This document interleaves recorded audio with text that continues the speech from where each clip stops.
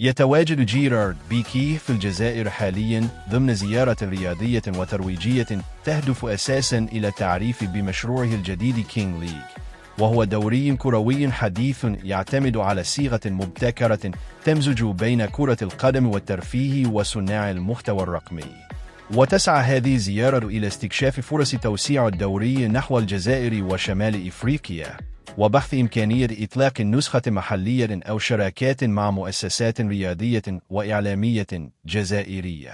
كما تشمل الزيارة لقاءات ميدانية وجولات سياسية للتعرف على الثقافة الجزائرية، إلى جانب إبراز صورة إيجابية عن الجزائر كوجهة قادرة على احتضان مشاريع رياضية حديثة تستهدف فئة الشباب.